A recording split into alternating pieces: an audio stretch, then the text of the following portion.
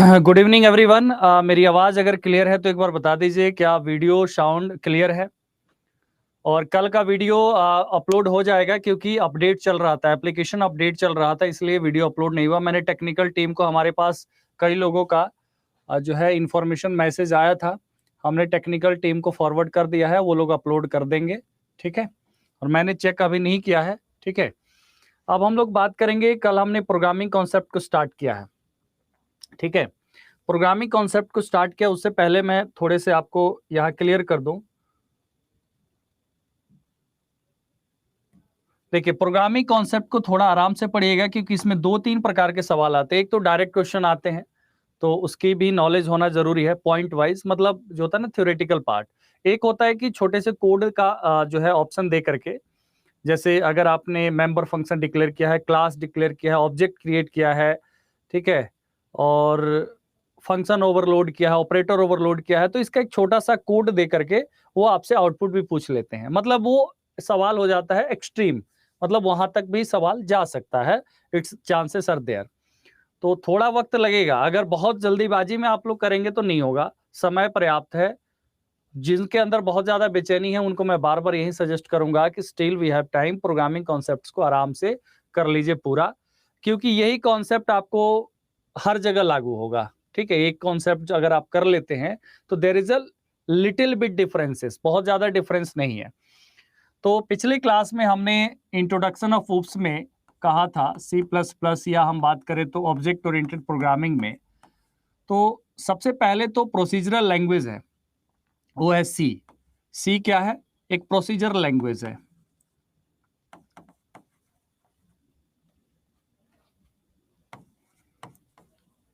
सी एक procedural language है, और यहां पर आपको पता है कि एक लैंग्वेज था सिमोला 67। ठीक है, ये दोनों लैंग्वेज को मिलाकर के AT&T बेल लैब्स में ही, AT&T बेल लैब्स में ही सी प्लस प्लस बजारने स्ट्रोस्ट्रप के द्वारा एक प्रोग्रामिंग लैंग्वेज दिया गया, जिसमें कॉन्सेप्ट ऑफ सी भी यूज होता है एंड कॉन्सेप्ट ऑफ जो होता है आपके क्या यूज होता है, सी प्लस प्लस भी यूज होता है।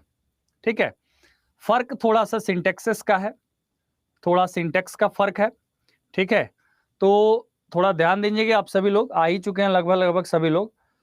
तो सी प्रोसीजरल लैंग्वेज, सिमोला 67, इन दोनों को कंबाइन करके, और एक बात याद रखना है, सी लैंग्वेज भी AT&T बेल लैब में, यहीं पर सी लैंग्वेज भी डेवलप हुआ था, इसी AT&T बेल लेबोरेटरी में, और यहीं पर सी प्लस प्लस भी डेवलप हुआ था।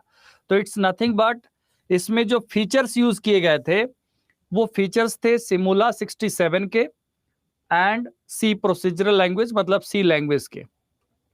ठीक है, और जब ये दोनों ही कंबाइंड हुए तो सी प्लस प्लस एक पावरफुल लैंग्वेज बनकर के तैयार हुआ।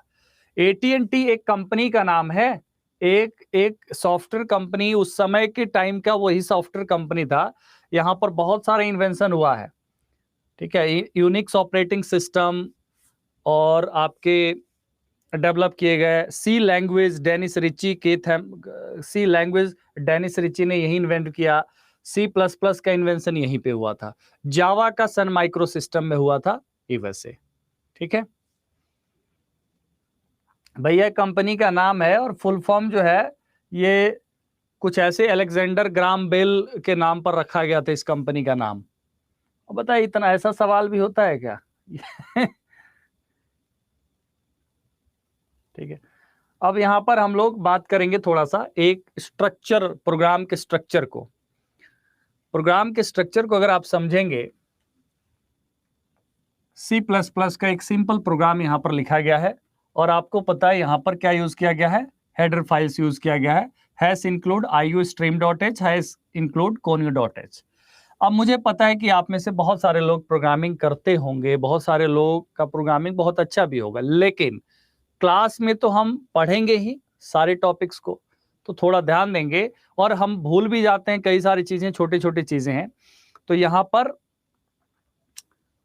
आशीष क्या कर रहे हैं आप? अमेरिकन टेलीग्राम एंड टेलीफोन, वही अलेक्जेंडर ग्राम बेल ने टेलीफोन का जो आविष्कार किया था, ठीक है, उन्हीं के नाम पे AT&T बेल लेबोरेटरी 1930 में स्थापित हुआ, इतना तक मैं बता सकता हूं आपको, 1930 में। यहां देखिए, include iostream.h hash include conio.h। हम एक एक पॉइंट पे बात करेंगे। तो ये हेडर फाइल्स हो गया, ये आपका हो गया बिल्ट इन फंक्शन जो आपका मेन फंक्शन है। ठीक है, क्लियर स्क्रीन है जो आउटपुट स्क्रीन को क्लियर करने के लिए हम क्लियर स्क्रीन यूज करते हैं। इंट ए बी सम, यहाँ पर इंटीजर में यहाँ पर 3 वैल्यू यहाँ वेरिएबल डिक्लेयर किया गया है। ठीक है, 3 वेरिएबल डिक्लेयर किया गया है, ए और बी और सम। इसका मतलब है यहाँ पर क्या करना है, ए और बी का सम। ठीक है, तो sum equal to A plus B. Okay, यहाँ पर हमने क्या किया, enter the value of A and B, output screen पे एक मैसेज डिस्प्ले करने के लिए, और सी इन यूज किया जाता है इनपुट लेने के लिए, ए एंड बी।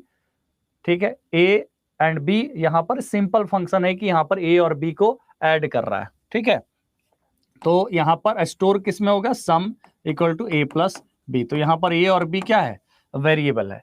तो this is the structure. Main function आपको पता है कि हम ओपन करते हैं तो इसे क्लोज भी करते हैं। ठीक है, और यहाँ पर हमने सम ऑफ 2 नंबर्स, सम यहाँ पर गेट ch फंक्शन हमने कॉल किया। तो इस तरीके से एक सिंपल प्रोग्राम आपके सामने है। यहां से हमें क्या समझना है, यहां से हमें 2-3 चीज समझना है। थोड़ा सा रुक जाइए भाई, थोड़ा सा रुक जाइए, ज्ञानेश्वर जी, निखिल जी, थोड़ा सा पेशेंस रखिए ना आप, बस सब चीज मैं बता रहा हूं। यहां पर हैश इंक्लूड जो है, हैश सिंबल, यहां पर हैश सिंबल को क्या कहा जाता है, प्री प्रोसेसर डायरेक्टिव कहा जाता है। क्या कहा जाता है, प्री प्रोसेसर डायरेक्टिव। जैसे प्रोग्राम के अंदर, प्रोग्राम में हम जो भी यूज करते हैं ये इंडिकेट करता है हेडर फाइल को। क्या इंडिकेट करता है, हैश सिंबल इंडिकेट करता है हेडर फाइल को, एंड इसका अपना अपना पर्पस है। ठीक है, जैसे definition of the functions, objects जो भी यूज किया गया है, it denotes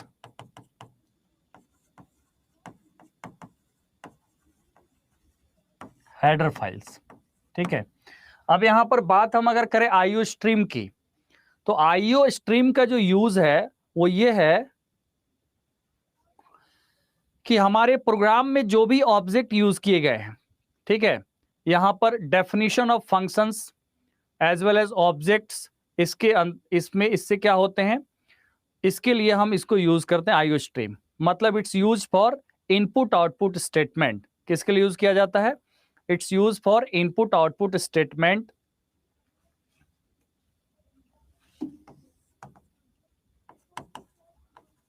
input output statement. तो इसके इस हेडर फाइल और इसको प्री प्रोसेसर डायरेक्टिव के अंदर किसका डेफिनेशन है, इसके अंदर डेफिनेशन है जैसे सी इन का, ये किस लिए यूज हो रहा है, इनपुट के लिए। ठीक है, ये किस लिए यूज हो रहा है, इनपुट के लिए, तो इसका यहां पर डेफिनेशन है। ठीक है, ये किस लिए यूज हो रहा है, आउटपुट के लिए।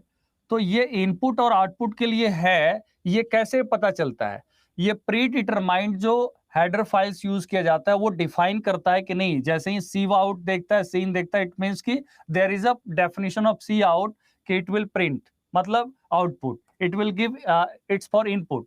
तो ये जो इंक्लूड किया जाता है फॉर इनपुट आउटपुट, आप समझ में आ गया। ये जो यूज किया जाता है वो किस लिए यूज किया जाता है, फॉर इनपुट आउटपुट स्टेटमेंट्स, जैसे सी इन सी आउट रिस्पेक्टिवली। ठीक है,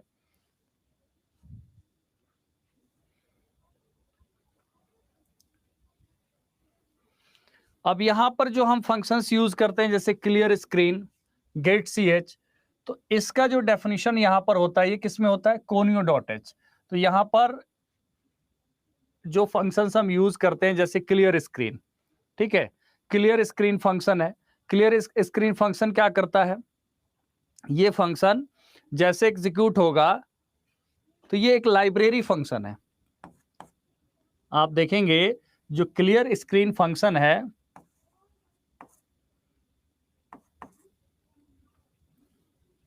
एक सेकंड यहीं पर लिख देता हूं, ये जो फंक्शन है ये फंक्शन क्या है, ये लाइब्रेरी फंक्शन है।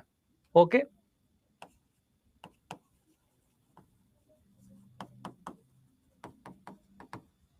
ये है लाइब्रेरी फंक्शन। ओके, और हाँ, ये है लाइब्रेरी फंक्शन जिसका यूज क्या है? इसका यूज है क्लियर द आउटपुट स्क्रीन। इसका काम है it clear the output screen. ये बहुत बेसिक सी चीजें हैं, थोड़ा सा मैं बता के आगे बढ़ूंगा क्योंकि हमें बहुत सारा कॉन्सेप्ट पढ़ना है। तो यहां पर आपको ये समझ में आ गया कि जो भी यहां पर लाइब्रेरी फंक्शंस यूज किए गए हैं, जैसे क्लियर स्क्रीन, ठीक है, तो उसके लिए ये यूज किया जाता है। और जो भी यहाँ पर यूज हुए हैं आपके इनपुट आउटपुट से रिलेटेड, तो यहाँ पर आयो स्ट्रीम। अगर सपोज हम यहाँ मैथमेटिकल फंक्शंस यूज करते हैं तो हम मैथ भी यूज करेंगे। तो इस तरीके से ये हेडर फाइल्स हैं दैट कंटेन्स द डेफिनेशन, ठीक है। एंड आपको पता है कि सबसे इंपॉर्टेंट है यहां पर ये जो फंक्शन है मेन फंक्शन। तो प्रोग्राम का मेन फंक्शन जो है, इसका यूज क्या है? जैसे यहां पर ये फंक्शन अपने आप को कॉल नहीं करता, लेकिन इसके हेल्प से दूसरे फंक्शन को कॉल किया जाता है। void का मतलब it will not return, it just denote a main function. And void मतलब it will not return anything. void का मतलब क्या है? ये जो है अपने आप में कुछ रिटर्न नहीं करेगा, ठीक है। तो यहां पर आपको समझना है कि बहुत सारा फंक्शन प्रोग्राम के अंदर हो सकता है, बट ये जो है main function most important function है, बिकॉज ये क्या है? प्रोग्राम का फर्स्ट एग्जीक्यूशन पार्ट है। प्रोग्राम का क्या है? फर्स्ट एग्जीक्यूशन पार्ट, ठीक है। सबसे पहले क्या होगा? मेन फंक्शन एग्जीक्यूट होगा। तो इसलिए यहां पर मेन फंक्शन नेसेसरी है। इससे कंपाइलर को यह भी पता चल जाता है कि this is the main function. और main function is use to call other functions, ठीक है। मेन फंक्शन क्या है? Main function is use to call other functions. जो भी फंक्शंस आपने, जैसे यूजर डिफाइंड फंक्शंस है, यूजर डिफाइंड फंक्शंस के लिए इसका यूज किया जाता है, ठीक है। तो हाँ, ऑब्वियस सी बात है, void का मतलब यह है कि इट रिटर्न नल वैल्यू। उसके बाद यहां पर आप सी आउट, आप जानते हैं कि सी आउट डिस्प्ले क्या करता है? Output screen. सी आउट जो है ये क्या करता है? आउटपुट। यहां पर आप जाने कि ये वेरिएबल डिक्लेयर किया गया है, ठीक है।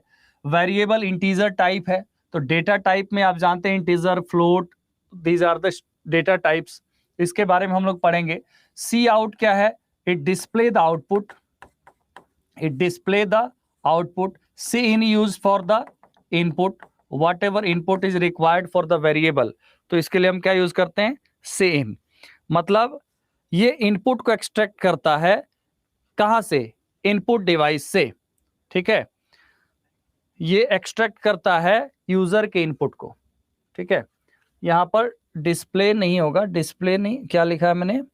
हाँ, इनपुट ये एक्सट्रैक्ट करेगा, डिस्प्ले तो आउटपुट होगा ना। It extract the input from the standard device, from the device जिससे हम इनपुट देते हैं। तो ये हो गया। और यहां पर हमने अपना लॉजिक दे दिया कि एडिशन के लिए a+b, ठीक है। और फिर अगेन आउटपुट डिस्प्ले करने के लिए हमने क्या यूज किया? सी आउट यूज किया। ओके, तो यहां तक क्लियर है। यहां पर गेट chb क्या है? ये भी एक लाइब्रेरी फंक्शन है। ये लाइब्रेरी फंक्शन का यूज इसलिए किया जाता है कि जब तक कोई की प्रेस नहीं करेंगे तब तक आउटपुट स्क्रीन जो है एज इट इज बना रहेगा। To retain the output screen, बिल्कुल पुष्पा, गेट ch स्क्रीन को होल्ड करने के लिए, बिल्कुल बिल्कुल सही कहा आपने। मैंने वही बात बताया कि गेट ch जो है, ठीक है, गेट ch का यूज किया जाता है, एक लाइब्रेरी फंक्शन है। सबसे पहले तो ये याद रखेंगे एक लाइब्रेरी फंक्शन है जिसका यूज क्या है? इसका यूज है to prevent the output screen from the closing, ठीक है। Prevent the output screen from closing, ठीक है। जब तक हम कोई की प्रेस नहीं करेंगे ये क्या होगा? आउटपुट स्क्रीन क्लोज नहीं होता है। तो दिस इज द एक basic structure of C plus plus program. It means कि whatever functions, user defined functions, classes and all, everything is there in the main function. ठीक है,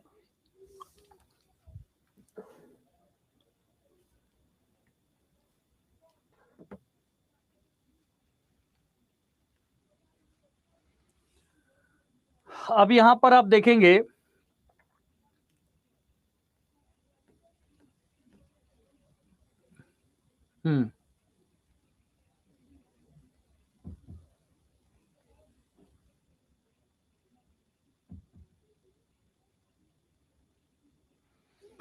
अब अगर हम बात करेंगे कमेंट्स की, ठीक है, अगर हम बात करेंगे कमेंट्स की, सी प्लस प्लस कमेंट्स की, तो दो तरीके से सी प्लस प्लस के कमेंट को लिखा जाता है। एक तो ऑप्शन ये है मल्टी लाइन कमेंट्स की, और एक है आपके सिंगल लाइन कमेंट्स के लिए। ठीक है, जनरली जो है, जनरली यूज किया जाता है वो आपको पता है कि डबल स्लैश, मतलब 2 स्लैशेस के यूज किया जाता है। एंड उसके बाद जो भी आपके कमेंट्स होते हैं उसके लिए क्या यूज किया जाता है, तो सिंगल लाइन कमेंट्स के लिए इसका यूज किया जाता है डबल स्लैश। और ये भी यूज होता है, बट यहाँ पर स्लैश और एस्टेरिस्क जो होता है, जैसे स्टार जो होता है एस्टेरिस्क कहते हैं, तो यहाँ पर इसका यूज किया जाता है फॉर मल्टी लाइन कमेंट्स। तो प्रोग्राम हालांकि जब भी कंपाइलर देखता है तो इसका अपना कोई मीनिंग नहीं होता है कमेंट्स का, बट प्रोग्राम को अंडरस्टैंड करने में हेल्प मिलता है। ठीक है, तो एस्टेरिस्क आप समझ गए। तो 2 types of comments are supported by C plus plus program, slash asterisk for multi line and double slash for single line comment. ठीक है, अब हम बात करेंगे सी प्लस प्लस में टोकन्स की। ये एक introduction of C plus plus का है। जैसे जब भी हम प्रोग्राम लिखते हैं तो we use some identifier, keywords and literals. Okay, तो यहां पर आपको समझना है कि स्मॉलेस्ट एलिमेंट जो होता है किसी भी सी प्लस प्लस प्रोग्राम का, ठीक है, जिसका एक प्रॉपर मीनिंग होगा, जिसका एक प्रॉपर मीनिंग होगा, उसको हम क्या कहेंगे, उसको हम कहेंगे smallest element of C plus program is called tokens. Token क्या क्या हो सकते हैं, कीवर्ड्स भी हो सकता है, लिटरल्स भी हो सकते हैं, ठीक है, एंड उसके अलावा आइडेंटिफायर्स भी हो सकते हैं। ठीक है, अब यहां पर आप देखेंगे आइडेंटिफायर क्या है। आइडेंटिफायर, जब भी हम किसी भी वेरिएबल को, फंक्शन को, ऑब्वियस सी बात है टू आइडेंटिफाई, इसका मतलब क्या है, to identify whenever we give a name of a variable। ठीक है, जैसे वहां पर हमने क्या लिखा था, int sum, तो sum हमने क्या दे दिया, नेम ऑफ द वेरिएबल दे दिया। तो इसके कुछ रूल होते हैं, ठीक है, इसके कुछ क्या होते हैं, रूल होते हैं। हाँ, जस्ट लाइक वेरिएबल का, ये वेरिएबल ही है, हमने सम लिखा तो क्या है, वेरिएबल है, तो variable is also a literal. तो आइडेंटिफायर का यूज किया जाता है to identify the name of the constant. अगर हमने कांस्टेंट को यूज किया है तो उसको हम नेम देंगे। ठीक है, वेरिएबल्स का नेम देते हैं, फंक्शंस का नेम देंगे, व्हाट एवर फंक्शन। ठीक है, व्हाट एवर फंक्शन, जैसे हमने कहा एरिया, तो एरिया एक फंक्शन है, तो एरिया एक फंक्शन नेम है। इट मीन्स कि क्या, हमने किसी चीज के एरिया निकालने के लिए हमने एरिया एक फंक्शन का नाम दे दिया। ओके, तो लिटरल ही बता रहा हूं, literals can be smallest keyword या smallest element of program. It can be a variable, it can be a constant, it can be a function, function का जो नाम देते हैं, वेरिएबल देते हैं। ठीक है, तो ये सारी चीजें क्या है, ये सारी चीजें ही लिटरल है। तो आइडेंटिफायर इज ऑल्सो लिटरल्स। ठीक है,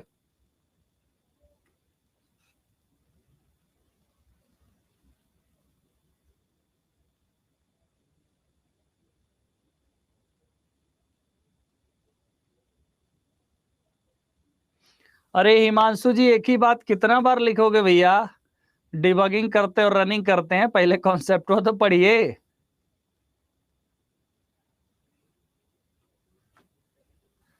अच्छा, आप लोगों को फास्ट लग रहा है क्या? आप ही लोग कहते हैं स्लो, आप ही लोग कहते हैं फास्ट, मतलब कहीं तो चलने दीजिए। ये बेसिक प्रोग्राम था तो इसमें हमने तो सब कुछ एक्सप्लेन कर दिया। आप थोड़ा सा एक बार तो रिवीजन मांगेगा, आप बिल्कुल ही भूल गए होंगे तो।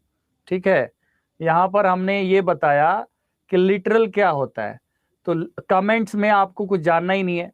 टोकेंस क्या है, तो टोकेंस यहाँ पर है smallest element of C++ program that is meaningful to the compiler. तो ऐसे जैसे कीवर्ड्स है। अब एक एक चीज मैं बता रहा हूं, पहले आइडेंटिफायर समझ लीजिए। आइडेंटिफायर का मतलब क्या होता है, जैसे हम फंक्शन को नेम देते हैं। अब एरिया हमने लिखा तो इसी से तो आइडेंटिफाई होगा कि एरिया इज अ फंक्शन और उसका यूज कहीं ना कहीं किया जाएगा। ठीक है, तो प्रोग्राम में मैं बता रहा हूं ना कि क्या यूज होगा, तो पहले इस टर्म्स को समझने के बाद ही तो ठीक रहेगा ना, वरना तो फिर एक ही जैसा दिखेगा। अरे भैया एग्जाम्पल के साथ बताएंगे, सब एग्जाम्पल है, पूरा प्रोग्राम बताएंगे आपको, थोड़ा सा रुक तो जाइए, आगे लास्ट में सब लगा हुआ है। आइडेंटिफायर आपको कुछ रूल्स यहां समझने होते हैं। ठीक है, identifier can be a letters और डिजिट्स। ठीक है, आइडेंटिफायर्स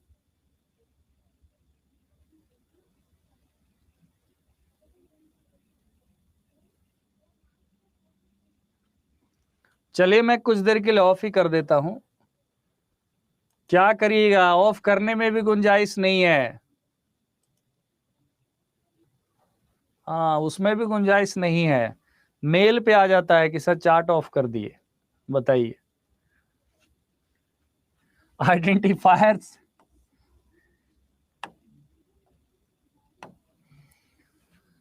आइडेंटिफायर में लेटर और डिजिट्स का भी यूज किया जा सकता है। ठीक है, जैसे नेम ऑफ द कांस्टेंट, किसी कांस्टेंट का नेम अगर देना है, कांस्टेंट का मतलब क्या होगा, जिसका वैल्यू कभी चेंज नहीं होता है। जैसे पाई का वैल्यू है, पाई का वैल्यू 3.14 होगा, ये कभी चेंज नहीं होगा। तो कांस्टेंट जो है, कांस्टेंट्स के लिए यूज किए जाते हैं, आपको पता है। आइडेंटिफायर वेरिएबल को डिक्लेयर करने के लिए यूज किया जाता है आइडेंटिफायर। ठीक है, तो ये पहला पॉइंट याद रखेंगे। Identifier is use to describe the name of constant, variable as well as functions. ये तीन ऐसे इंपॉर्टेंट पार्ट हैं जो कहीं ना कहीं प्रोग्राम को कंप्लीट कर देते हैं। पूरा प्रोग्राम में आप देखेंगे तो क्या है, वेरिएबल को डिक्लेयर करना, फंक्शन को डिक्लेयर करना, डिफाइन करना, कॉल करना, तो all these things are there. ये प्रोग्राम का इंटीग्रल पार्ट है। The first character must be letter including the underscore. मतलब ये है कि जब भी आप कोई वेरिएबल डिक्लेयर करते हैं, ठीक है, जैसे कोई वेरिएबल आप डिक्लेयर करते हैं, तो वेरिएबल जैसे यहां पर लिखा गया है सम, तो सम क्या है, इसका वैल्यू अननोन है। जो भी ए और बी इनपुट दिया जाएगा, सम इक्वल टू अगर लिखा जाता है sum equal to A plus B, तो यहां पर ए प्लस बी का जो वैल्यू होगा वही सम होगा, मतलब इसका वैल्यू चेंज होगा।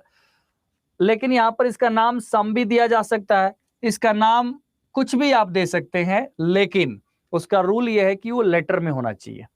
ठीक है, जैसे मल्टीप्लिकेशन का आप या तो मल्टीप्लिकेशन लिखिए या MULT लिखिए, जो भी आप समझ पाए, अपने प्रोग्राम को अंडरस्टैंड कर पाए, कि जब भी आप डिबगिंग करें, जब भी चेक करें एरर्स, तो आपको ठीक से पता चले कि आपने कहां पर क्या दिया हुआ है। तो इसका रूल है कि upper and lower case letters are different. जैसे एग्जाम्पल के लिए, अगर हमने लिखा यहां पर ऐड, ठीक है, और हमने लिखा ऐड, तो दोनों को दो कंसीडर किया जाएगा, बोथ आर नॉट सेम। मतलब ऐसा नहीं कि एक जगह आप फंक्शन का नेम दे दें कैपिटल में और दूसरी जगह आप स्मॉल लेटर से उसको कॉल करेंगे, मतलब स्मॉल लेटर से कॉल करेंगे तो वो कॉल नहीं होगा। इट मींस कि यहां पर आपको समझना है कि upper and lower case letters are different. Clear? First character must be letter, पहला कैरेक्टर लेटर होना चाहिए। अंडरस्कोर का यूज किया जा सकता है और बाकी किसी सिंबल का यूज नहीं किया जा सकता है। जैसे आप जो होता है ना ADDAREA, आप ऐसा लिख सकते हैं, लेकिन आप कभी भी ऐसा नहीं लिख सकते कि आप उसमें किसी सिंबल का यूज करें। मतलब no special symbols other than underscore can be used in identifier. तो एज द नेम, कांस्टेंट का नाम देने में, वेरिएबल का नेम देने में, फंक्शन का नेम देने में आप किसी भी स्पेशल सिंबल का यूज नहीं कर सकते, बट अंडरस्कोर आर अलाउड। ये क्वेश्चन के हिसाब से महत्वपूर्ण पॉइंट हो सकता है, ठीक है। ओके, अब यहां पर आप समझेंगे, या ऐसा दिया जा सकता है कि which of the following is not मतलब not use to describe, identifier is not use to describe which of the following. उसमें से एक तीसरा कुछ ऐसा दिया जा सकता है, जैसे व्हाटएवर कुछ भी, तो वो यहां पर डिफरेंट नाम दिया जा सकता है, जैसे कांस्टेंट, वेरिएबल, फंक्शन के अलावा। लिटरल्स क्या है? लिटरल्स को कांस्टेंट कहा जाता है। लिटरल को क्या कहा जाता है?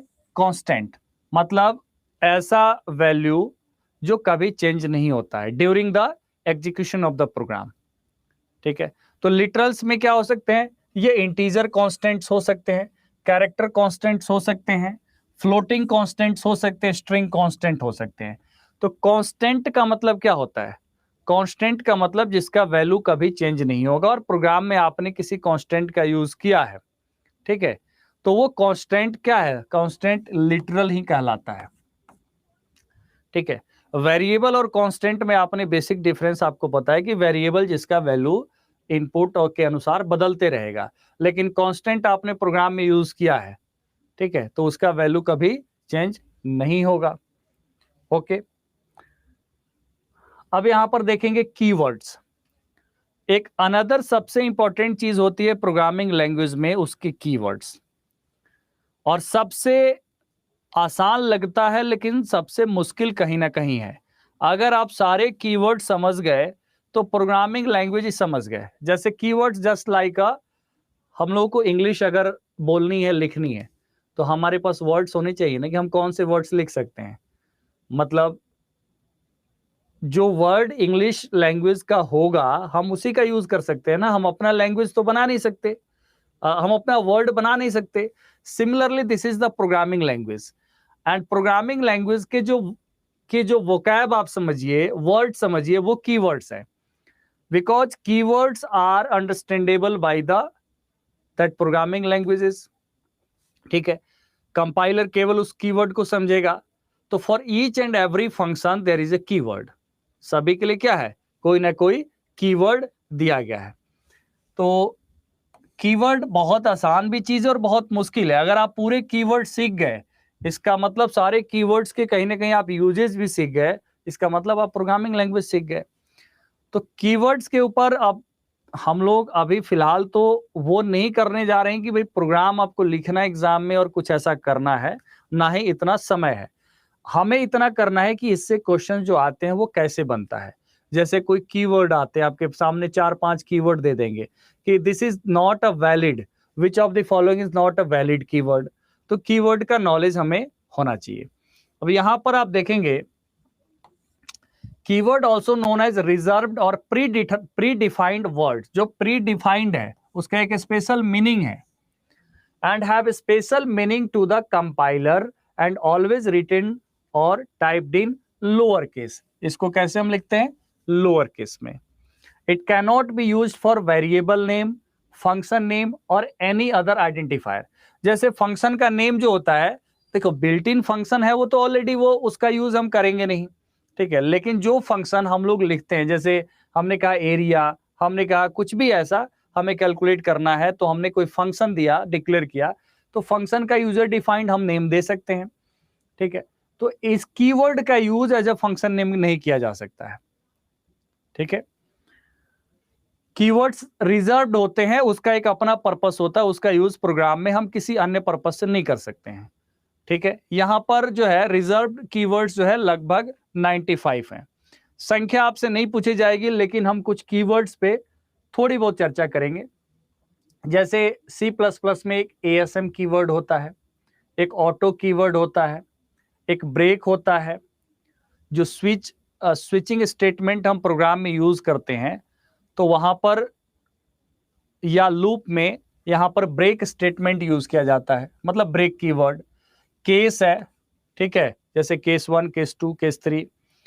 एक्सेप्शन हैंडलिंग में आपको पता है कि कैच, ट्राई, थ्रो यूज किया जाता है, ठीक है। तो ये एक क्या हो गया, एक स्पेशल इसका पर्पस हो गया प्रोग्रामिंग में।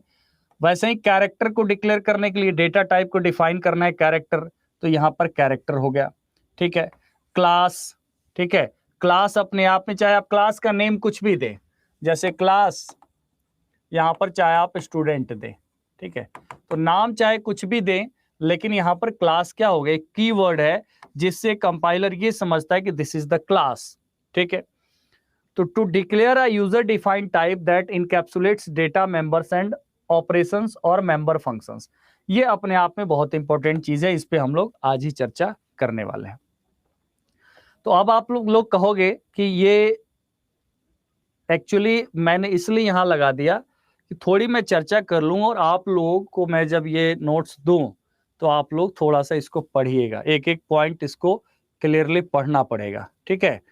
और इसलिए हमने ये प्रॉपरली यहाँ पर लगा दिया। कैरेक्टर हो, इंट हो, हमने यहाँ पर एबीसीडी के हिसाब से लगाया है। तो ब्रेक, केस, कैरेक्टर, क्लास, ठीक है। इवन कॉन्स्ट कीवर्ड है, ठीक है, कॉन्स्ट कीवर्ड है, इसका यूज किया जाता है to define objects whose value will not alter throughout the lifetime of program execution. तो कांस्टेंट का मतलब ये होता है जिसका वैल्यू चेंज नहीं होगा, ठीक है। जैसे हम इसको कैसे डिक्लेयर कर सकते हैं, कॉन्स्ट पाई इक्वल टू 3.14, तो इसका वैल्यू कभी चेंज नहीं होगा, तो हमने एज ए क्या कर लिया, इसको कांस्टेंट डिक्लेयर कर दिया, ठीक है। कॉन्टिन्यू है, transfer control to the start of the loop, जो होता है ना break and continue. Default handles expression values in switch statement that are not handled by case, जैसे होता है ना केस 1, केस 2 एंड डिफॉल्ट, तो डिफॉल्ट यहां पर वो रन करेगा, एग्जीक्यूट करेगा। डिलीट जो है मेमोरी डीएलोकेशन ऑपरेटर है, तो डिलीट एक ऑपरेटर है यहां पर C++ में, मेमोरी डीएलोकेशन ऑपरेटर कहा जाता है, ठीक है। डू, जब हम लोग लूपिंग करेंगे तो वहां पर आपको पता है डू, फॉर, यहां पर इफ एल्स स्टेटमेंट में एल्स एक कीवर्ड है। डबल एक डेटा टाइप है, ठीक है, डबल क्या है, एक डेटा टाइप है जो फ्लोटिंग पॉइंट नंबर को स्टोर करता है, ठीक है। Else, enum, extern, float, for, okay. Similarly, friend, a class or operation whose implementation can access the private data members of that class. तो यहां पर जब आप पढ़ेंगे फ्रेंड फंक्शंस के बारे में, तो उसके बाद गो टू स्टेटमेंट है, transfer control to specific label, if statement, inline, inline एक फंक्शन होता है दैट फंक्शन स्पेसिफायर होता है that indicates to the compiler that inline substitution of the function body is to be preferred to the usual function call implementation. int है, long है, double है, मतलब whatever predefined terms हैं that is called keywords. private है, protected है, public है, एक register keyword भी होता है, return keyword होता है, ठीक है। size of, ठीक है, size of an object in bytes, ये ऑब्जेक्ट की साइज को रिटर्न करता है। स्टैटिक कीवर्ड है, object defined static exist throughout the lifetime of program execution. Struct एक कीवर्ड है, स्विच है, टेम्पलेट है, दिस ऑपरेटर एक होता है यहां पर, the class pointer points to an object और इंस्टेंस ऑफ द क्लास, ठीक है। यहां पर थ्रो होता है जो ट्राई थ्रो कैच है, ट्राई थ्रो कैच उधर आया था। इस तरीके से टाइप डेफिनेशन होता है, user defined type, union, unsigned, virtual, void, ठीक है। एब्सेंट ऑफ अ टाइप और फंक्शन पैरामीटर लिस्ट। वोलाटाइल एक कीवर्ड है, वाइल है, जैसे डू, वाइल, फॉर, इटीसी। अब यहां पर आपने सोचा कि मैंने एक एक को बहुत ज्यादा डेप्थ में एक्सप्लेन नहीं किया, इसको पहले पढ़ने की नीड है, आपको एक बार इसको पढ़ लेना पड़ेगा। उसके बाद प्रोग्राम्स में 1 by 1 इन सब का यूजेज, मैक्सिमम का यूजेज आएगा, नॉट 100% बट मैक्सिमम का यूजेज आएगा।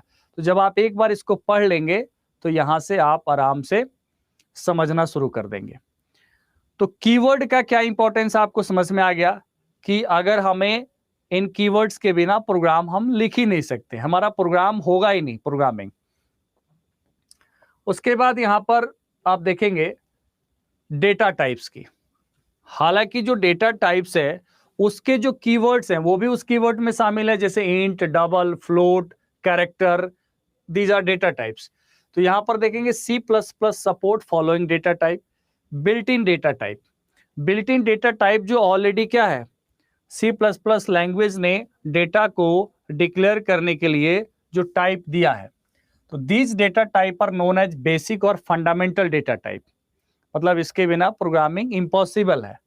जैसे कोई भी डेटा आइदर कैरेक्टर में होगा, इंट में होगा, फ्लोट में, डबल में, तो these are the data type. ठीक है, तो ये डेटा टाइप किसी दूसरे डेटा टाइप से मिलकर नहीं बना है, एक तरीके से एक ओरिजिनल डेटा का रिप्रेजेंटेशन है। ठीक है, जिससे ये कंपाइलर को पता चले कि which type of data it is. जैसे इंटीजर है तो इट्स अ इंटीजर वैल्यू, मतलब ये फ्रैक्शन में नहीं है। फ्लोट है, इसका मतलब फ्रैक्शन में है। डबल है। ओके, एक होता है derived data type. Derived data type का मतलब होता है these are the data type that are composed of fundamental data types। ये फंडामेंटल डेटा टाइप से ही बन के मिलके बना हुआ है। जैसे इंटीजर, फ्लोट, कैरेक्टर से ही मिलके बना हुआ है। ये डेटा टाइप क्या है, ये डेटा टाइप आपके डिराइव्ड डेटा, इसका नाम ये डिराइव्ड, जो किसी दूसरे डेटा टाइप से डिराइव हुआ है। ऐसे डेटा टाइप जैसे एरे, ठीक है, फंक्शन, पॉइंटर, रेफरेंस, तो these are the data type that is composed from fundamental data type. तो आपसे अगर सवाल आता है कि how many types of data types are there, how many data types are there, तो built in data type, derived data type and user defined data type, जिसको user define करता है। और जैसे क्लास, स्ट्रक्चर, यूनियन, etc। तो यहां पर समझना आपको यह है कि जो भी वैल्यू यूजर डिफाइन करेगा वो वैल्यू ये डेटा टाइप एक्सेप्ट करता है। इसलिए यहां पर मेंशन है these are the data type that enable a programmer to invent his her own data type and define what value it can take. जैसे क्लास है, स्ट्रक्चर है, यूनियन है, तो these are the user defined data types. तो data type हो गया complete यहां से। अब हम लोग बेसिक कॉन्सेप्ट्स की जो बात कर रहे थे उसका एक एक करके, उससे पहले अगर हम बात करें तो ऑपरेटर्स होते हैं। तो ऑपरेटर्स में जैसे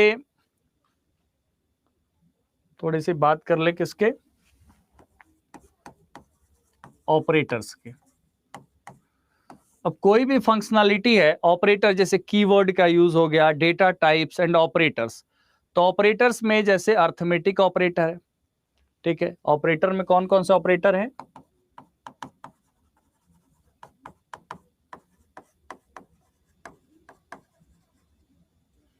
अर्थमेटिक ऑपरेशंस के लिए जो हम यूज करते हैं वो अर्थमेटिक ऑपरेटर है। जैसे plus, minus, multiplication, plus minus multiplication, ठीक है, डिवीजन, मॉड, ठीक है। तो यहां पर ये सब क्या है, अर्थमेटिक ऑपरेटर्स है। ओके, उसके बाद अर्थमेटिक ऑपरेटर्स के अलावा आपका ऑपरेटर होता है असाइनमेंट ऑपरेटर, जो वैल्यू को असाइन करने के लिए यूज किया जाता है। वैल्यू को असाइन करने के लिए यूज किया जाता है। जैसे एग्जाम्पल के लिए इक्वल टू, ठीक है, ये सबसे ज्यादा यूजफुल है। प्लस इक्वल टू, ठीक है, माइनस इक्वल टू, ठीक है। इसके अलावा आपको पता है multiplication equal to, division equal to, mod equal to, तो these are the assignment operators. उसके बाद इंक्रीमेंट एंड डिक्रीमेंट। तो इंक्रीमेंट एंड डिक्रीमेंट क्या है, प्लस प्लस, माइनस माइनस। तो इंक्रीमेंट ऑपरेटर जो वैल्यू इंक्रीमेंट करता है और डिक्रीमेंट करता है बाई वन, एक वैल्यू क्या करता है, इंक्रीमेंट करता है। जैसे हम कहते हैं I equal to 10, I is less, I is greater than equal to, या आई इज लेस देन कुछ भी कोई कंडीशन देते हैं, i is less than equal to 10 i plus plus, तो यहाँ पर या i इक्वल टू 1 देंगे, यहाँ पे 10 नहीं देंगे, i इक्वल टू 1, ठीक है, i equal to 1, i is less than 10 i plus plus. तो ये जो हम कर रहे हैं इसका मतलब यहाँ इंक्रीमेंट कर रहे हैं। उसके बाद लॉजिकल ऑपरेटर्स हैं। लॉजिकल ऑपरेटर्स कौन से होते हैं? जो कंपैरिजन के लिए यूज होते हैं। लॉजिकल ऑपरेटर्स का मतलब है जो कंपैरिजन के लिए यूज होता है, जैसे लेस देन, ग्रेटर देन, ठीक है, less than equal to, greater than equal to, not equal to, less than, greater than, ठीक है, less than equal to, greater than equal to, not equal to. तो these are the logical operators that are used for the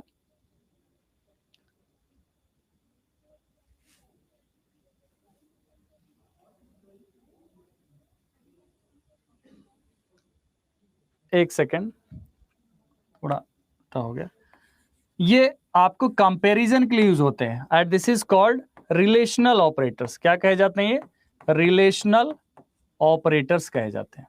तो ये क्या है? Relation के लिए, जैसे ए एंड बी, दो वेरिएबल के बीच रिलेशन के लिए यूज किया जाता है, तो ये रिलेशनल ऑपरेटर्स हैं। लॉजिकल हो गया जैसे एंड और, ठीक है, लॉजिकल क्या हो गया? एंड और, ये हो गया आपका लॉजिकल ऑपरेटर्स। लॉजिकल ऑपरेटर्स जो हो गया, ये क्या हो गया?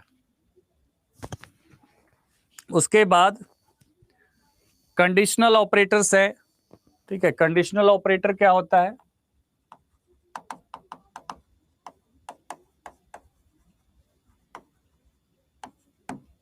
ये कंडीशनल ऑपरेटर होता है। कंडीशनल ऑपरेटर का मतलब ये होता है कि जैसे अगर एक कंडीशन ट्रू है तो उसके बेस पे अगला कंडीशन काम करता है, जो प्रोग्राम में हम लोग देखेंगे, ठीक है। तो कंडीशनल ऑपरेटर क्या है? उसके बाद स्पेशल ऑपरेटर्स हैं। स्पेशल ऑपरेटर्स जैसे यूज हुए हैं आपके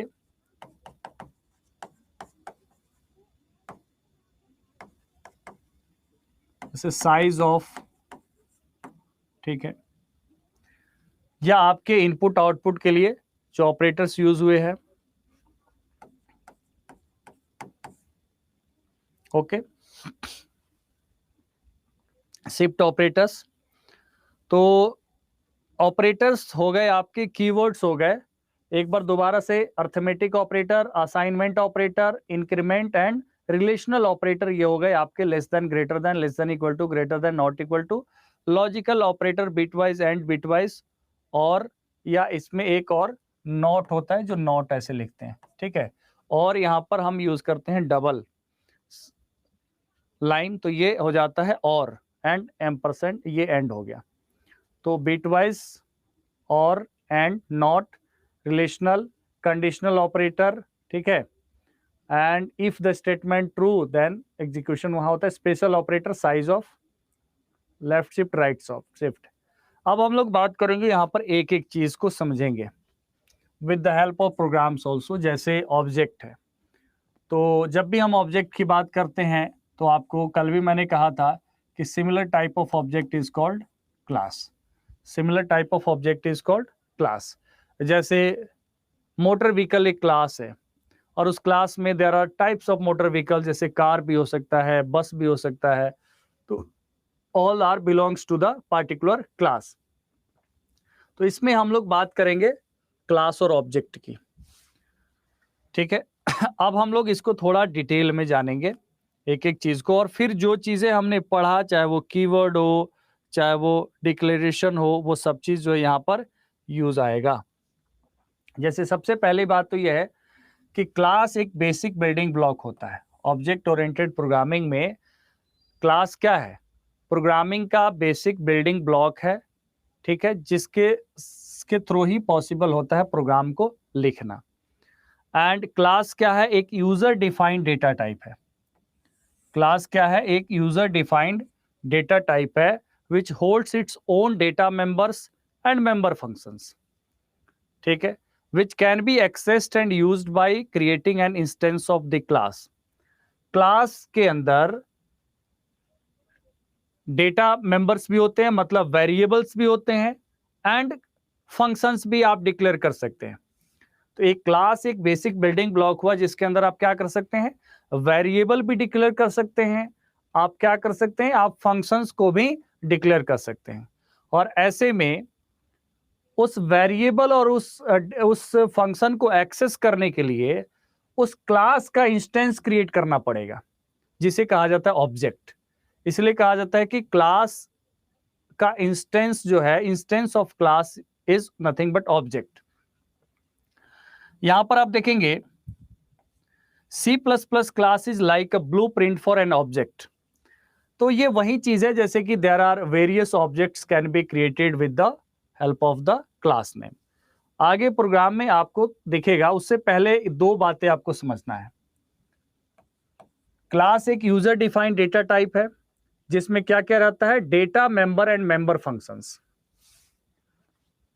क्लास के अंदर मेनली क्या क्या रहेगा, क्लास कंटेन डेटा मेंबर्स, ये एक याद रखेंगे, एंड मेंबर फंक्शंस, मतलब फंक्शन। ठीक है, डेटा मेंबर्स क्या है, डेटा मेंबर्स आर है जो है कि variables. Data members are nothing but variables. जैसे हमने इंटीजर a इक्वल टू 10 लिखा, इंटीजर b इक्वल टू 5 लिखा, तो these are the variable. And member functions are nothing but the function used to manipulate these variables. मतलब उस variable पर जैसे हमने क्या कहा, सम, तो सम एक फंक्शन यूज कर लिया और उसको a प्लस बी, मतलब हमने उसको कॉल किया तो a प्लस बी हमने असाइन कर रखा है। तो यहां पर समझना यह है आपको कि वो वेरिएबल मतलब उसी डेटा पर ऑपरेट होता है फंक्शन। ठीक है, तो together the data member and member functions define the property and behaviour of the object in a class.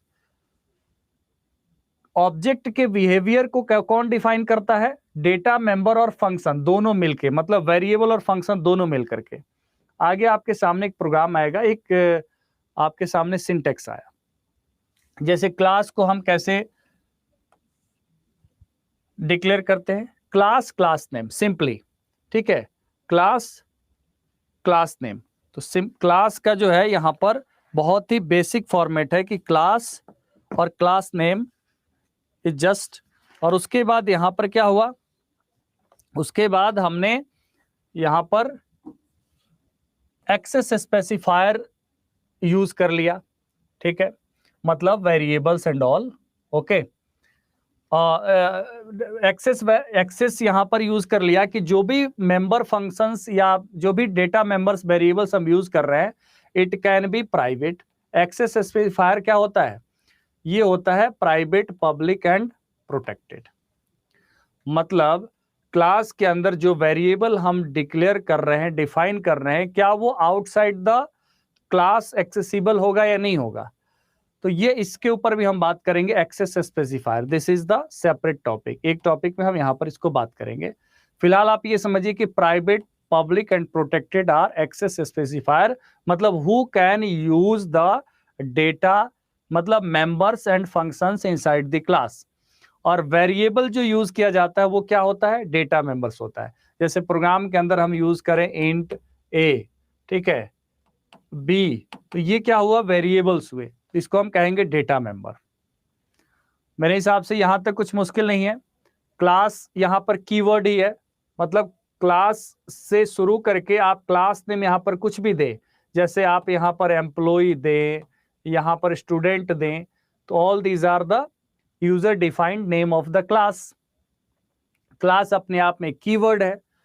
Okay, access specifier आप यूज कर सकते हैं, आप ना भी यूज करें तो कोई दिक्कत नहीं है, बाय डिफॉल्ट वो अपने आप होता है।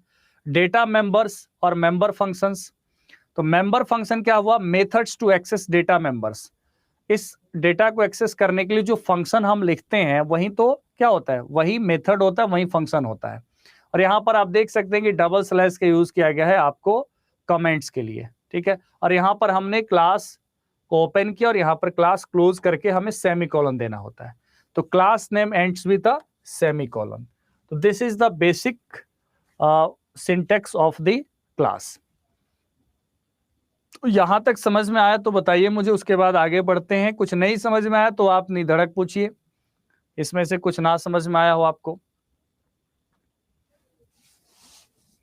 हाँ, जो कीवर्ड्स हैं, कीवर्ड्स ये आपके लिए होमवर्क रहेगा कि कीवर्ड्स आपको एक बार पढ़ना पड़ेगा।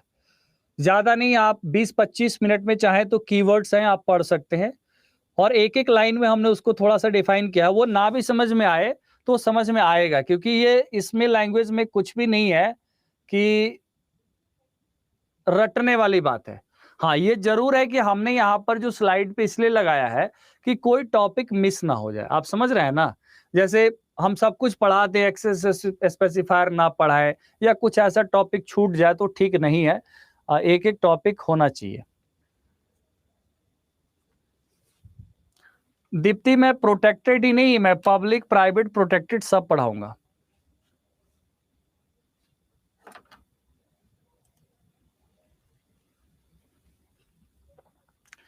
यहां पर बस इतना ही समझना है कि क्लास को कैसे हमने, क्या सिंटेक्स होता है क्लास का। क्लास कीवर्ड्स होता है, क्लास नेम आप कोई भी नेम दे सकते हैं जो भी क्लास आपने यूज किया। What is data member? तो data member is nothing but whatever variable according to the requirement of the program, हमने जो भी वेरिएबल यूज किया वो क्या है? डेटा मेंबर है। और जो भी फंक्शन हमने यूज किया, जैसे हम एरिया निकालना है तो हमने एरिया फंक्शन यूज किया, तो all these are comes under the class. यही तो एक इंपॉर्टेंट चीज है। अब इसको एक्सेस करने के लिए हम ऑब्जेक्ट क्रिएट करेंगे, तो इस क्लास के नेम के हेल्प से हम ऑब्जेक्ट क्रिएट कर लेंगे, ठीक है, और ऑब्जेक्ट से हम इसको एक्सेस कर सकते हैं। ये समझ में आया? यहां तक आगे आपको समझ में आ जाएगा थोड़ी देर में। अब ऑब्जेक्ट की डिक्लेरेशन जो होता है, इसका बहुत ही सिंपल सिंटेक्स है। सबसे पहले देखिए ऑब्जेक्ट है क्या। When a class is defined, only the specification of the object is defined, no memory और स्टोरेज इज एलोकेटेड। एक बहुत इंपॉर्टेंट चीज होता है प्रोग्रामिंग में कि जो भी हमने ऑब्जेक्ट क्रिएट किया है उसके लिए स्टोरेज स्पेस जो होता है एलोकेट होता है, ठीक है। आगे आप लोगों को पढ़ना होगा कंस्ट्रक्टर एंड डिस्ट्रक्टर, आगे आएगा, एक एक टर्म पढ़ेंगे। तो उसमें क्या होता है कि once we create an object, तो न्यूली क्रिएटेड ऑब्जेक्ट के लिए स्टोरेज एरिया एलोकेट होता है मेमोरी में, उसको कहा, उसके लिए कंस्ट्रक्टर यूज किया जाता है। डिस्ट्रक्टर जैसे ही ऑब्जेक्ट यूज हो गया तो memory allocated by that object is automatically D allocated, तो वहां डिस्ट्रक्टर होता है। तो कंस्ट्रक्टर डिस्ट्रक्टर आगे पढ़ना है, फिलहाल थोड़ा सा मैंने बता दिया। तो object basically the entire program is done with the help of objects, ठीक है। और ऑब्जेक्ट ही क्लास के द्वारा क्या हुआ है? क्रिएट किया गया है। जैसे class name, object name, semicolon से क्लोज कर देना है। तो वेरी सिंपल, ठीक है। यहां पर जो है जावा के जैसा यहां न्यू कीवर्ड का यूज नहीं करना है। यहां पर ऑब्जेक्ट क्रिएट करना क्या है? बहुत सिंपल है, क्लास नेम, ऑब्जेक्ट नेम, ठीक है। जैसे स्टूडेंट S1, इसमें इट मींस कि स्टूडेंट एक क्लास है, ठीक है, और S1 क्या है? ऑब्जेक्ट है। और बीच में हमने जो भी फंक्शन या जो भी यूज किया होगा तो हम S1 से क्या कर सकते हैं? उसको एक्सेस कर सकते हैं। With the help of this object we can access the member and data. आगे प्रोग्राम में आ रहा है, ठीक है। तो कैसे क्लास ऑब्जेक्ट क्रिएट करते हैं, क्लास कैसे डिक्लेयर करेंगे, आपको पता चल गया। Object class name, object name, यहां डॉट कुछ नहीं लगाना है, केवल class name and object name.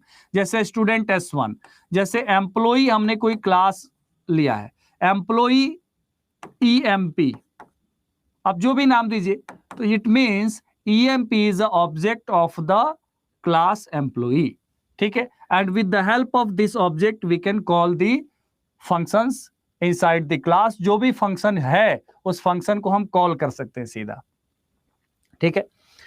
तो to use the data and access functions defined in the class you need to create an object.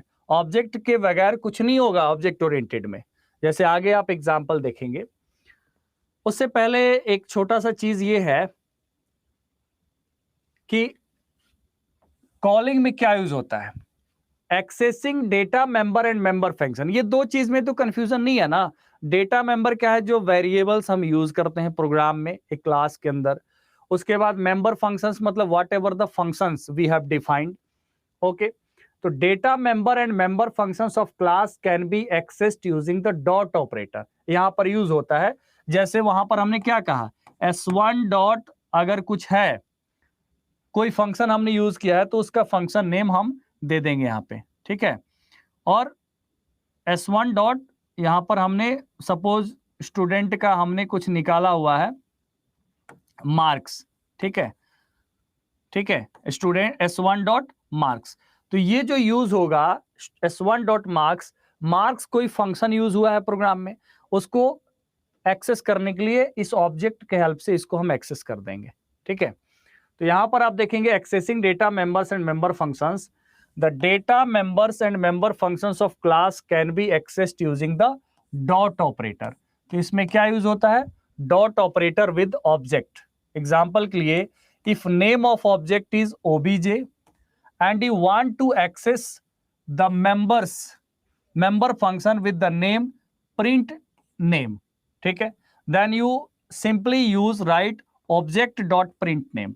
तो यही चीजें जो हमने यहां बताया, तो ये चीज क्या है, इस तरीके से ऑब्जेक्ट के थ्रू हम एक्सेस कर सकते हैं। अभी हमने ये सीखा कि how to create class, how to define class, how to declare and objects, class से ऑब्जेक्ट कैसे क्रिएट करते हैं, ऑब्जेक्ट है क्या बेसिकली, कैसे हम डेटा को एक्सेस कर सकते हैं with the help of dot operator. Basic structure of the program हम समझ गए, हम ये समझ गए कीवर्ड्स क्या यूज कर सकते हैं, हम ये समझ गए कि पैरेंथेसिस ओपन करना है, क्लोज करना है, सेमीकोलन लगाना है, ठीक है, ये सारा। आउटपुट के लिए सी आउट यूज करना है, ठीक है, एंड इनपुट के लिए सी इन यूज करना है।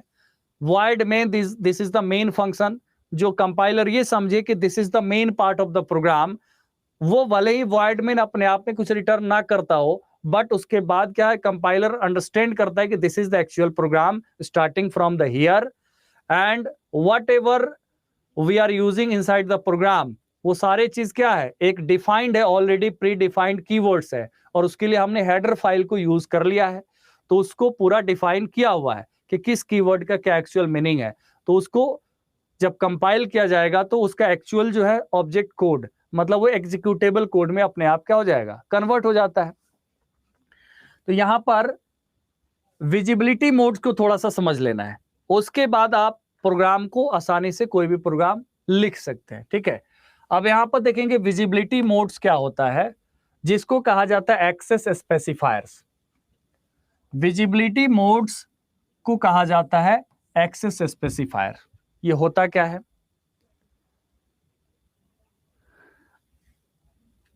प्रोग्रामिंग लैंग्वेज एक इस तरीके का फैसिलिटी ऑफर करता है कि जो भी मेंबर, जो भी वेरिएबल किसी क्लास में डिक्लेयर किया गया है, इवन क्लास के जो मेथड्स हैं मतलब फंक्शंस हैं, वो आउटसाइड द क्लास एक्सेसिबल होंगे या नहीं होंगे, because object oriented also uses the concept of inheritance. तो किसी क्लास को का बेस क्लास से डिराइव्ड क्लास भी होगा। ऑब्वियस सी बात है कि वो हायरार्किकल हो सकता है, मल्टीपल इनहेरिटेंस हो सकता है, मल्टी लेवल हो सकता है, तो व्हाटएवर। तो ऑब्वियस सी बात है क्लास के प्रॉपर्टी को इनहेरिट करेगा कोई ना कोई दूसरा क्लास जो डिराइव्ड क्लास होगा, एक्सटेंडेड क्लास भी कह सकता हूं उसे। तो वो क्लास क्या इस क्लास के वेरिएबल को एक्सेस कर पाएगा, क्या मेथड्स को एक्सेस कर पाएगा, ये डिपेंड करता है कि आप अपने क्लास के अंदर किसको एक्सेसिबल बनाना चाहते हैं, ऑब्जेक्ट्स को मतलब वेरिएबल्स को, फंक्शंस को, किसको एक्सेसिबल नहीं बनाना चाहते हैं। You can control the uses of variables as well as methods outside the program with the help of access specifiers. Access का मतलब ही क्या होता है, उसको एक्सेस करना, उसको पहुंचना, उसको यूज करना। तो ये क्या क्या है, यहां पर 3 एक्सेस स्पेसिफायर आपको दिया जाता है उप्स में, public, private and protected. Public, private, protected, ठीक है। यहां पर पब्लिक का मतलब है members are accessible by all class members. अगर पब्लिक है अगर कोई फंक्शन या कोई वेरिएबल पब्लिक है, इट मीन्स कि that can be accessible from outside the class also. ठीक है, members accessible by all class members. तो आपको समझ में आ गया, ये पब्लिक है। प्राइवेट क्या है? प्राइवेट कीवर्ड भी है, ये पब्लिक को हम पब्लिक कीवर्ड से डिक्लेयर करेंगे, प्राइवेट को प्राइवेट से। Members are only accessible by the class members within that class. जैसे हमने जो क्लास लिखा था, तो ये जो होगा प्राइवेट होगा, तो केवल क्या होगा? केवल एक्सेसिबल होगा बाय द क्लास मेंबर्स। ठीक है। एंड प्रोटेक्टेड का मतलब क्या हुआ? Members are only accessible by the class members and the members of the derived class. ठीक है। पब्लिकली मतलब होता है कि वो all the classes can be used, मतलब any part of the program ही एक्सेसिबल है। प्रोटेक्टेड का मतलब उस क्लास को, क्योंकि क्लास भी तो हम 2-3 डिक्लेयर कर सकते हैं, तो अगर उस क्लास को दूसरा क्लास ने डिराइव किया है तो वो एक्सेस कर सकता है, बट अनदर क्लास जो है, मतलब जो डिराइव्ड क्लास नहीं है, मतलब उस क्लास से डिराइव नहीं हुआ, वो इसे यूज नहीं कर सकता है। इसको हम कहेंगे प्रोटेक्टेड। फर्क समझ में आया? पब्लिक मतलब it can be used across, accessible across the all class members. Private मतलब वेरिएबल्स, फंक्शंस, मतलब members are only accessible to the class member within the class, class के अंदर ही। प्रोटेक्टेड मतलब members accessible within the class also and the class which is derived from that class। जैसे अगर class student, student है और इसी student से डिराइव हुआ है कोई क्लास स्पेसिफिक, जैसे एक्स वाई जेड, तो स्टूडेंट क्लास भी यूज कर सकता है और एक्स वाई जेड। तो स्टूडेंट क्लास के अंदर जो वेरिएबल मेथड्स हैं, उसको ये तो यूज करेगा ही करेगा, ये भी यूज करेगा, एक्स वाई जेड भी। तो यहां पर समझना है आपको। अब एक बात समझना है कि we do not write always use this access specifiers. हम लोग इसका ऑलवेज यूज तो करते नहीं है। तो जब हम ऑलवेज यूज नहीं करते हैं तो होता क्या? बाय डिफॉल्ट, बाय डिफॉल्ट होता है members of the class are private. Class के जो मेंबर्स होते हैं वो प्राइवेट होते हैं। इसका मतलब है कि अगर दूसरे क्लास जो डिराइव्ड हो रहा है उसको एक्सेसिबल बनाना है, तो हमें प्रोग्राम में अपना मेंशन करना पड़ेगा कि public int a equal to 5 या प्रोटेक्टेड वॉट एवर, तो हमें यूज करना पड़ेगा। यहां पर बाय डिफॉल्ट ये प्राइवेट होता है। जब प्राइवेट होगा तो वो वेरिएबल एक्सेसिबल नहीं होगा। Therefore it is necessary to write the keyword, not necessary to write the keyword private. Necessary नहीं है प्राइवेट लिखना, लेकिन पब्लिक लिखना, प्रोटेक्टेड लिखना नेसेसरी है। उसके बिना तो वो एक्सेसिबल नहीं होगा, अगर आप एक्सेसिबल बनाना चाहते हैं तो। ये अपने आप में बहुत इंपॉर्टेंट है आपके कॉम्पिटिटिव एग्जाम, मतलब आपके एग्जाम पॉइंट ऑफ व्यू से ये सारी चीजें बहुत इंपॉर्टेंट है, जो कुछ भी आज आपने पढ़ा है। ठीक है। अब यहां पर हम लोग थोड़े से इस प्रोग्राम को समझेंगे। ठीक है। तो बताइए आप लोग, ऐसा है जो बिल्कुल भूल चुके हैं? देखिए, भूल भी गए हैं तो ऐसा तो है नहीं कि बहुत मुश्किल चीज है, रटने वाली भी चीज नहीं है। थोड़ा सा याद रखना है कि पब्लिक, पब्लिक मतलब publicly, open for all classes and all. ठीक है। एंड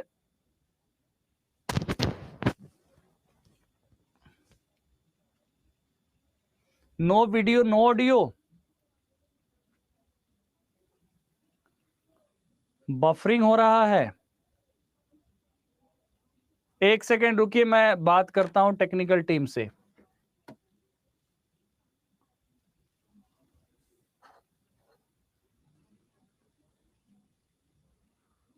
ओ, मैं कब से चिल्लाए जा रहा हूं, बताइए।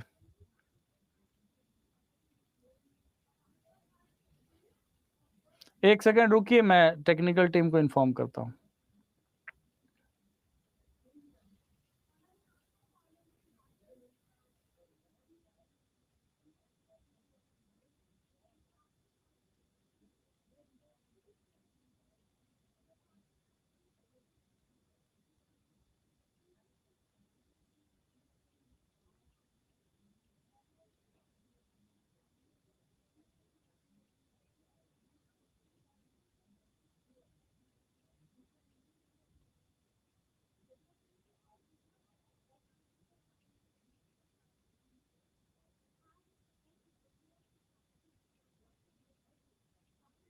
कोई बात नहीं, आवाज आ रही है मेरी? एक बार बताइए मुझे, मैंने टेक्निकल टीम को इन्फॉर्म किया है।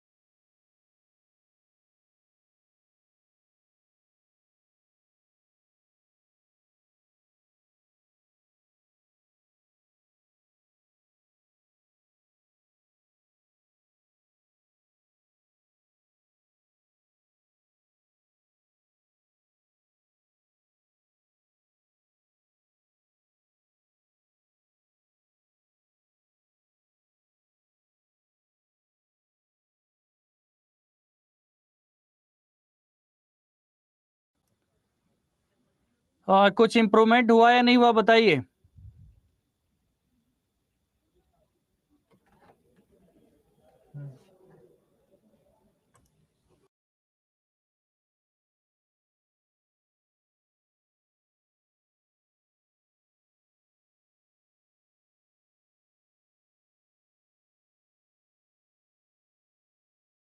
ठीक है।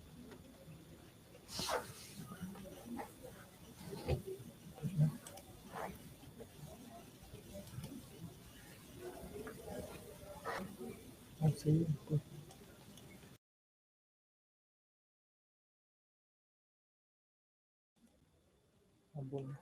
क्या आवाज आ रही है? क्या वीडियो ऑडियो आ रहा है? बताइए। Any issue?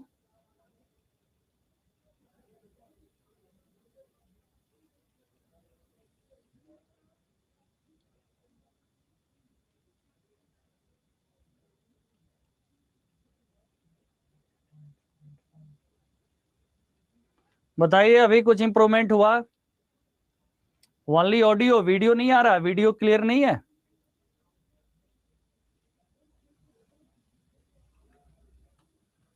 बताइए।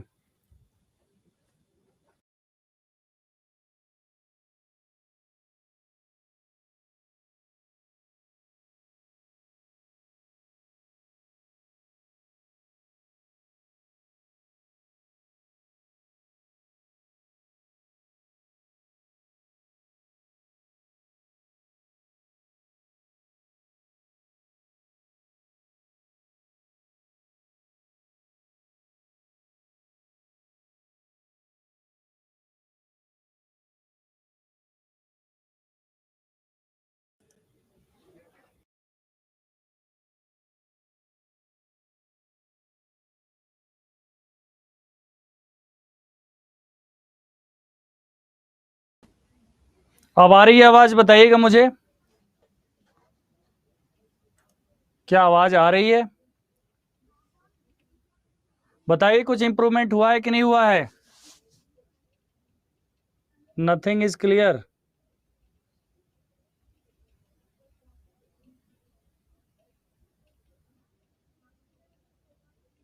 ओनली साउंड, वीडियो नहीं आ रही क्या? अच्छा, पिछले 30 मिनट से नहीं आ रही है। अच्छा,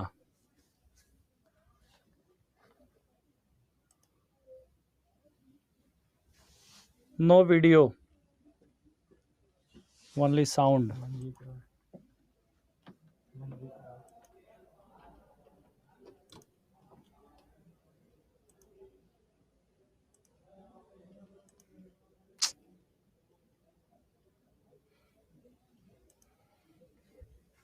एक काम करिए आप लोग,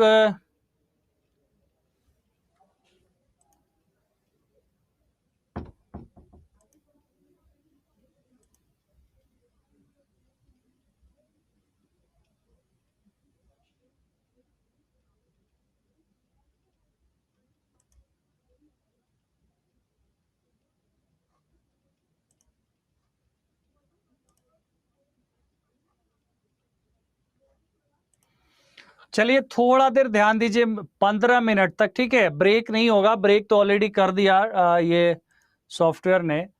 तो जस्ट जस्ट वेट, 15 मिनट में मैं वो सारी चीजें आपको रिकॉल करके दोबारा बताता हूं, ठीक है।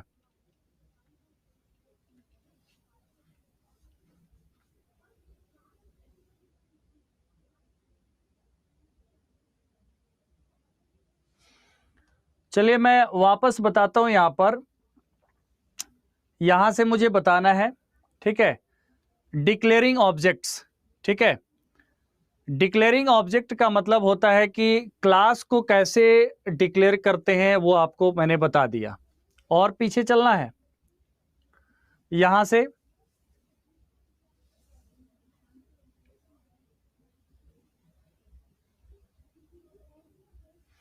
देखिए बेसिकली एक क्लास के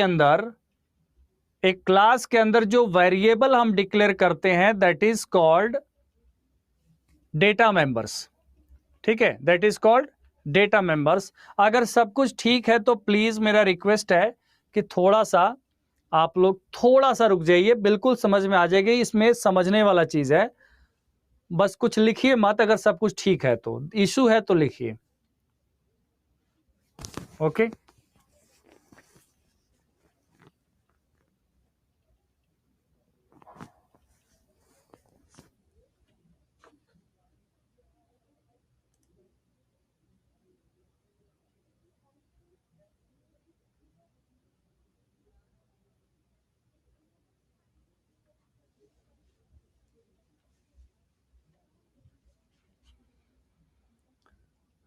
देखिए यहां पे सबसे पहले एक क्लास को डिफाइन किया जाता है, तो उसके अंदर जो भी वेरिएबल्स हम यूज करते हैं वो डेटा मेंबर होता है, और फंक्शंस होता है दैट इज मेंबर फंक्शन।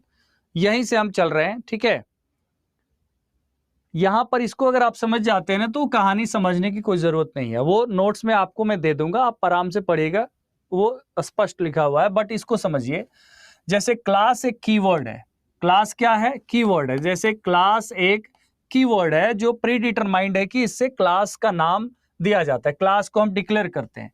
तो क्लास नेम, अब क्लास नेम यहां पर हम कुछ भी दे सकते हैं, जैसे एम्प्लॉय, ठीक है। और यहां पर ओपन करेंगे ब्रेसेस, करली ब्रेसेस, और यहां पर हम यूज कर सकते हैं एक्सेस स्पेसिफायर्स।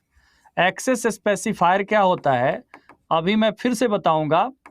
ये होता है public, private and protected. By default जो यहां होता है ना, बाय डिफॉल्ट ये प्राइवेट में ही होता है, ये प्राइवेट होता ही है बाय डिफॉल्ट।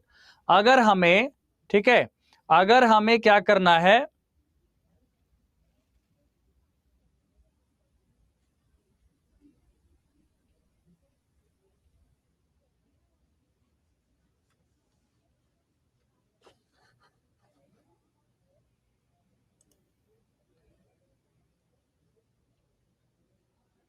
सोनाली जी बहुत नाराज हो रही हैं आप, क्या लिख रही हैं आप, ऑडियो बफर है, आपको समझ ना आ रहा है क्या?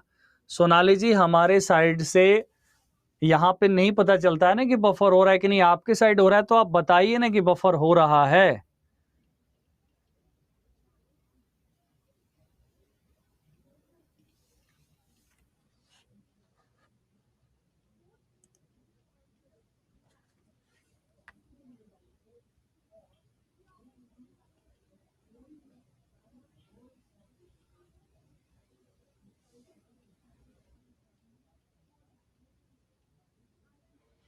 देखिए किसी किसी के साथ इशू हो रहा है, थोड़ा सा रुक जाइए आप लोग। अब जिसको ठीक है वो कह रहे हैं कि कंटिन्यू करिए, जिसको इश्यू हो रहा है वो कह रहे हैं कि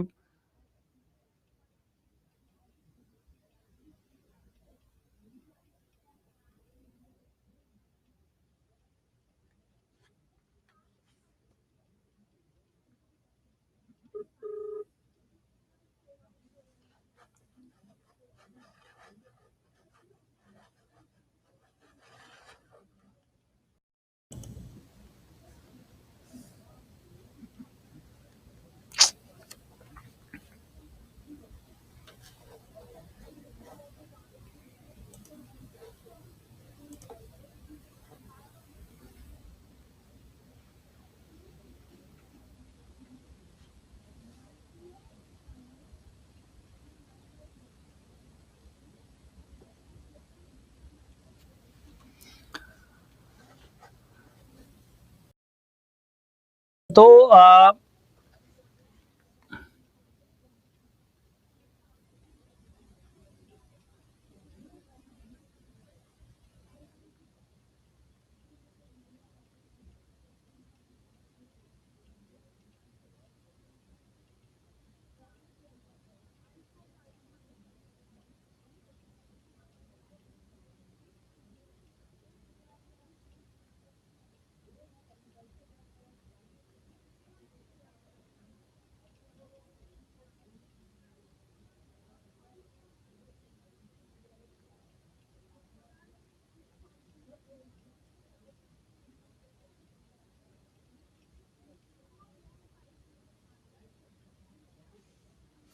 ओके, तो I am cancelling today's session, मैं यहीं पे क्लोज करता हूं।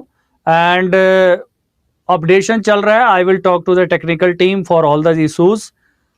हमारे व्यक्तिगत कारणों से कोई इशू नहीं हुआ है, I am also part of this particular organization. तो आप लोग कहीं से भी जो भी होगा ड्यू टू इंटरफेस, आप लोग कुछ भी अगर ऐसा आपका फीडबैक होगा, नहीं तो आप कहीं ना कहीं आप हमारे ऊपर भी सारे आरोप लगा दे तो ये ठीक नहीं है।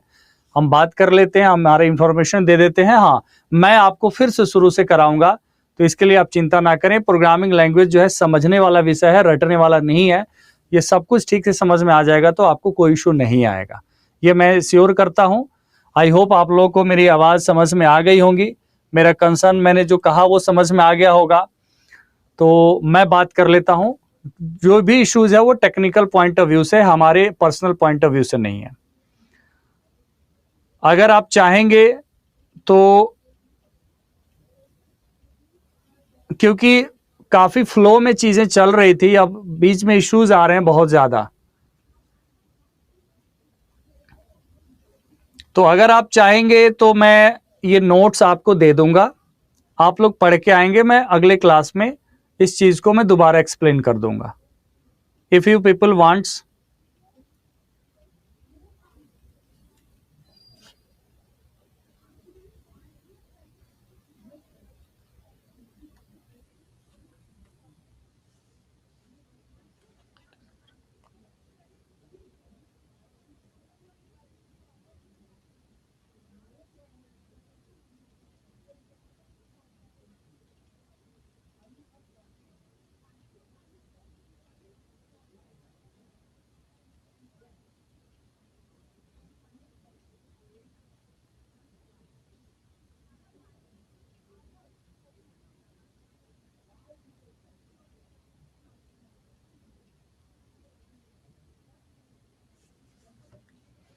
Just wait for 2 minutes. I am sending the otherwise थोड़ा सा आप समझ लीजिए इस चीज को, मैं बता रहा था, थोड़ा सा समझ लीजिए कि यहां पे हम बात कर रहे थे कि क्लास कीवर्ड है, उससे हम क्लास नेम कुछ भी दे सकते हैं। यहां पर डेटा मेंबर है, जो वेरिएबल हम प्रोग्राम में यूज करते हैं। एंड मेंबर फंक्शंस जो है, जो फंक्शन हम डिक्लेयर करते हैं, ठीक है।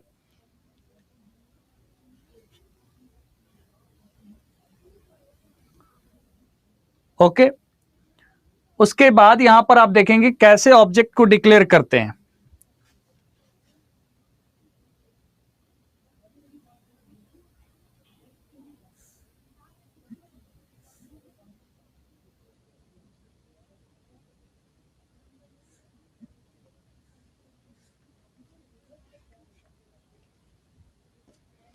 अरे हम तो कोशिश कर रहे थे कि क्लास, चले कोई बात नहीं, चलिए मैं इसको कैंसिल करता हूं, मैं कैंसिल करता हूं, वेट करिए, मैं थोड़ा नोट्स आपको दे दूं पीडीएफ,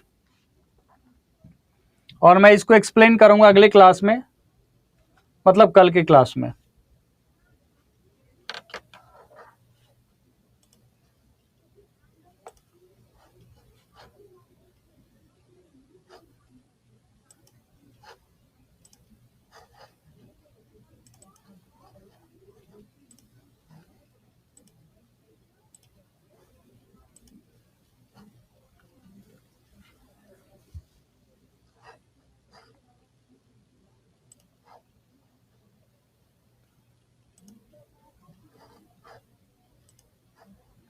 बस रुकिए, मैं भेजता हूं, एक सेकंड रुकिए।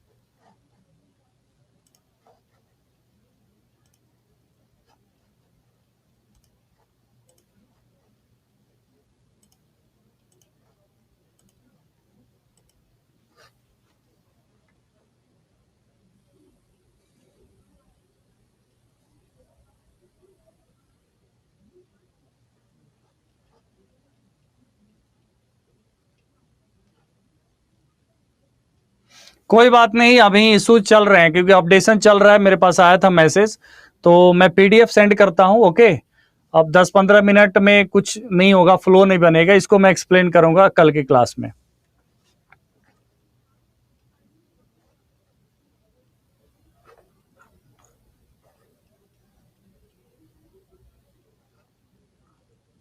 इवन पीडीएफ अपलोड करने में भी इशू आ रहा है, मैंने ऑलरेडी क्लिक कर दिया, अभी तक मैं वेट ही कर रहा हूं।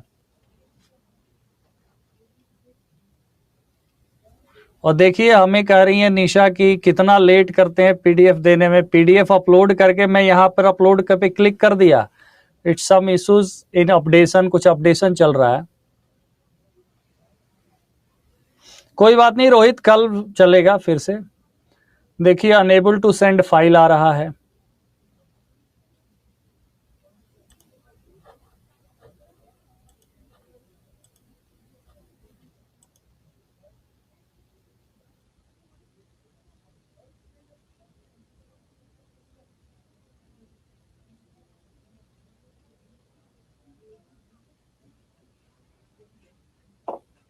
Okay, I am closing session. मैं पीडीएफ भी अपलोड नहीं कर पा रहा हूं, तो मैं थोड़ा सा बात कर लेता हूं टेक टीम से, और बाकी चीजें जो है कल मैं आपको पीडीएफ दूंगा और मैं अपलोड कर दूंगा इस सेशन के साथ। Okay, bye bye everyone, bye bye for today, sorry for inconvenience on the behalf of the entire team. इस पे हम लोग काम करते हैं और कल इंप्रूवमेंट आ जाएगा, ठीक है।